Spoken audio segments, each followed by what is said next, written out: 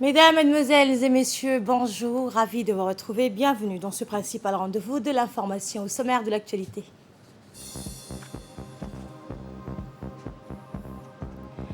Après les régions de l'intérieur, la caravane chirurgicale contre la cataracte poursuit ses travaux, dont la capitale cette fois. Et la Corée du Nord a tiré hier un missile balistique intercontinental qui est arrivé jusque dans la zone maritime économique exclusive du Japon. Mais d'abord, ce message de félicitations de l'ambassadeur de la République de Djibouti, représentant permanent auprès de l'Union africaine et de la Commission économique pour l'Afrique, Abdi Mahmoud, qui adresse ses vives félicitations au président de la République, Ismaël Omar Guelleh, pour sa reconduction à la tête du parti Rassemblement populaire pour le progrès lors du 13e congrès ordinaire qui s'est tenu le 19 mars dernier. Le ministre de la Santé, Dr Ahmed Roble Abdillah, a effectué hier une visite dans le centre Husseina où se déroule actuellement une caravane chirurgicale contre la cataracte. Accueilli à son arrivée par le docteur Issa Abdi Borré, le ministre de la Santé, s'est enquis du bon déroulement des activités de consultation et d'opération chirurgicale de la cataracte. Celles-ci sont gracieusement offertes par une équipe motivée d'ophtalmologues et de techniciens supérieurs djiboutiens. Après avoir sillonné les régions de l'intérieur, la caravane chirurgicale a posé son campement dans la commune de Belbela, plus précisément au centre Husseina, où plus de 500 patients ont bénéficié de chirurgie oculaire de la cataracte.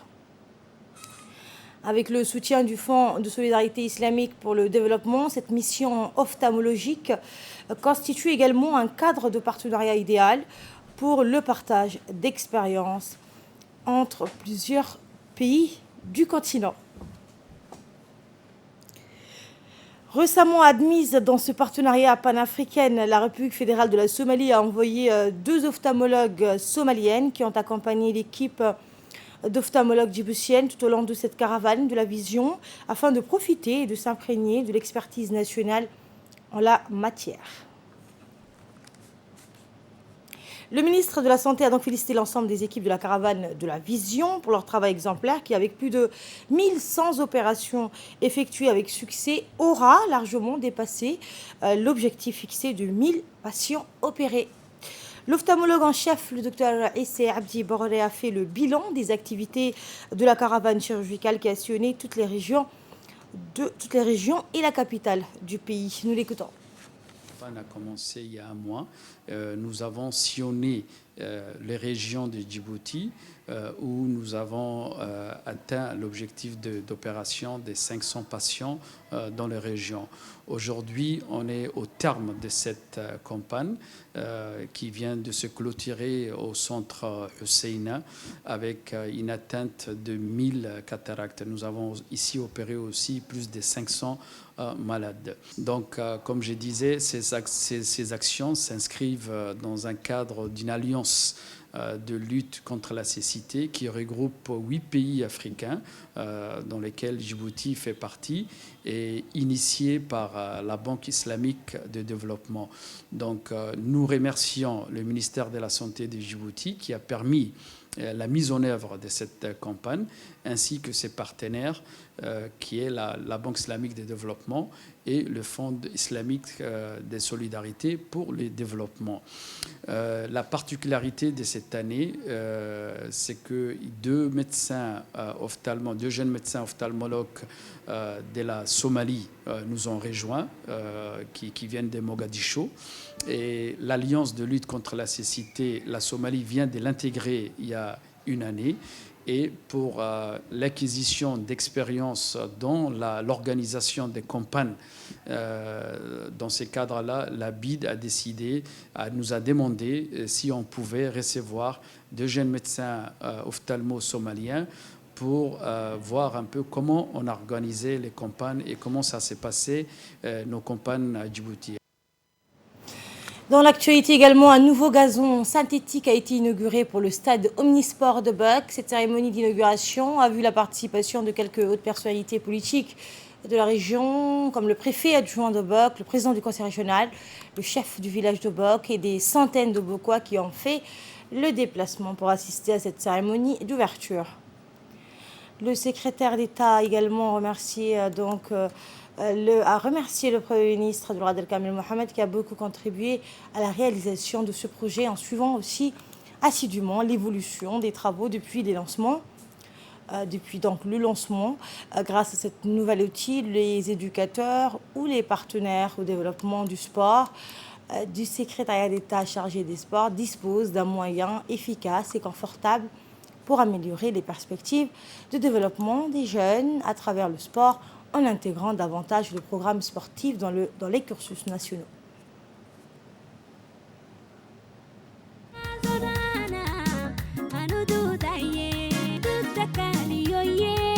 حسن كامل سبور ملاكا هي ما راح داكسي أما اعتدي هي ما راح داكسي أما اعتدي سيني بيني بيكرت انا ما عايزه سيني حلو عند عليتاو حياتي كتامات قد كوغا حساب حسن كاملو اسبر ملاكو حياتي كتامات قد كوغا حساب حسن كاملو اسبر ملاكو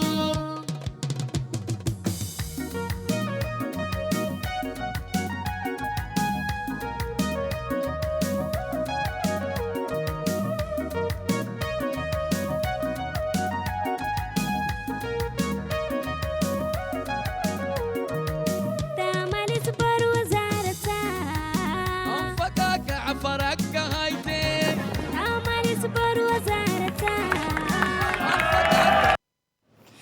Le secrétaire d'État chargé des sports, Hassan Kamil Mohamed, a déclaré dans son intervention que désormais, grâce à la réhabilitation complète de son stade, la ville de Boc fait son entrée au panthéon des hubs sportifs du pays. Nous l'écoutons.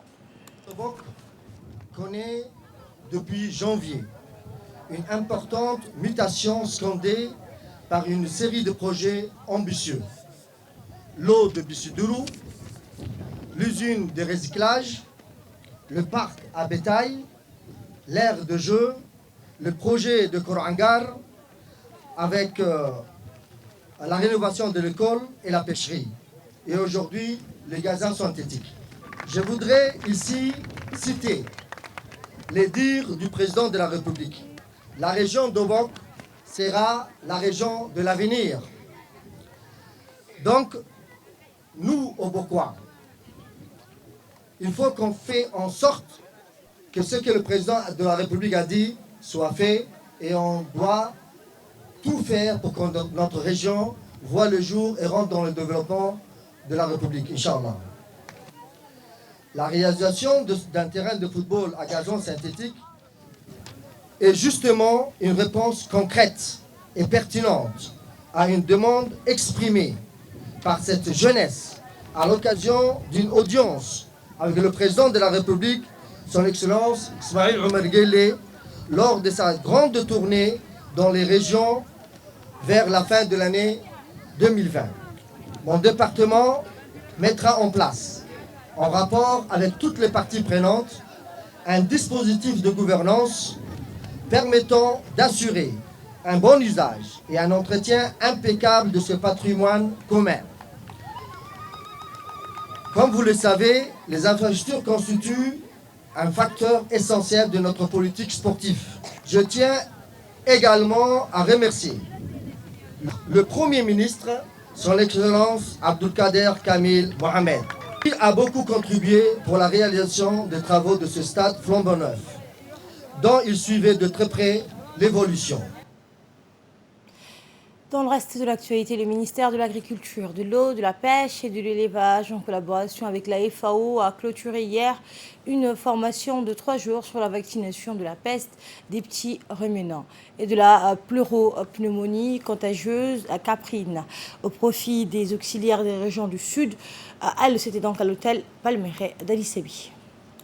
Cette formation vise à améliorer les connaissances et motiver les personnels de terrain sur la vaccination contre la PPR et de la pleuropneumonie contagieuse caprine. Cette formation des vétérinaires et des techniciens sur la vaccination de la peste des petits ruminants a pour objectif d'offrir une opportunité pour les agents de terrain afin d'améliorer leur compréhension et leur connaissance sur les bases de la vaccination.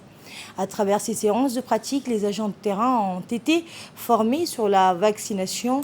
Les participants ont assisté également à des démonstrations pratiques sur les méthodes d'inoculation du vaccin aux animaux.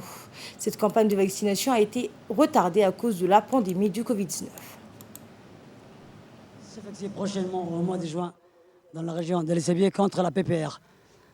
Vu la mortalité très élevée des cheptels, suite aux analyses procédées par la direction de l'élevage, section du labo, on a pu remarquer qu'il y a quelques cas positifs. Et aujourd'hui, nous avons procédé à quelques tests pratiques avec les auxiliaires régionales. Un grand merci à l'AFAO, un grand merci au ministère de l'Agriculture, de l'Élevage et de la Pêche. La brigade mobile du laboratoire national d'analyse alimentaire, l'ANA, a effectué hier une inspection sanitaire de l'entrepôt, des boutiques, les stockages froids des fruits et légumes. Ceci s'inscrit dans le cadre de l'arrivée du mois béni du Ramadan et de garantir la sécurité de nos consommateurs. Il a été contrôlé la qualité des denrées alimentaires de première nécessité, telles que la farine, sucre, huile, dattes et jus en poudre. Également la température de chambre froide des fruits et légumes.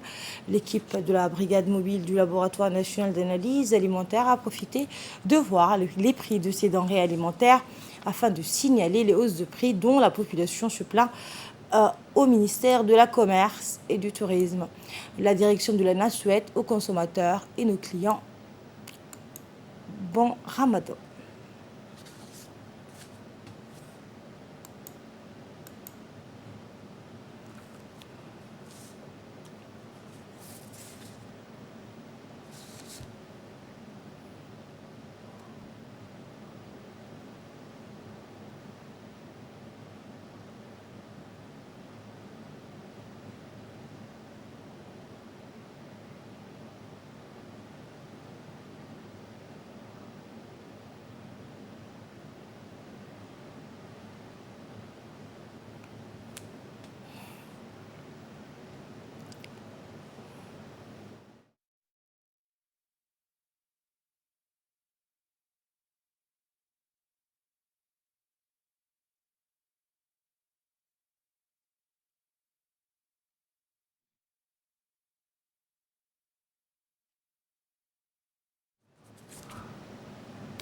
Arrivée au port de Djibouti d'une quantité significative de denrées alimentaires de première nécessité, une nouvelle qui rassure toute la population djiboutienne qui avait des inquiétudes sur les hausses des prix des denrées alimentaires.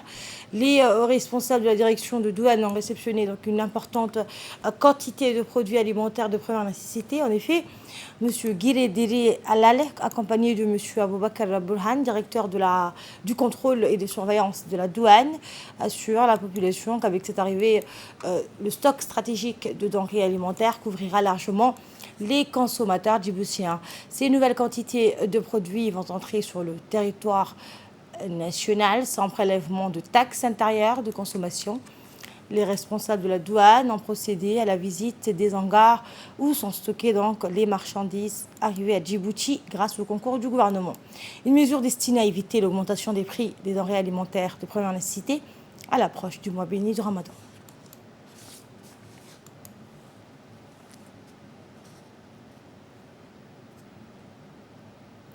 Dans le cadre de la deuxième édition de la fête de la lecture, une sortie pédagogique a été organisée pour les élèves de l'enseignement de base. Une cinquantaine d'élèves de l'école de Belbela 9 bis et Belbela 7 de l'enseignement de base, conduite par leur directeur d'école et inspecteur de la circonscription, se sont rendus sur le site de Tora Bora pour visiter la Bibliothèque nationale dans le cadre d'une sortie pédagogique.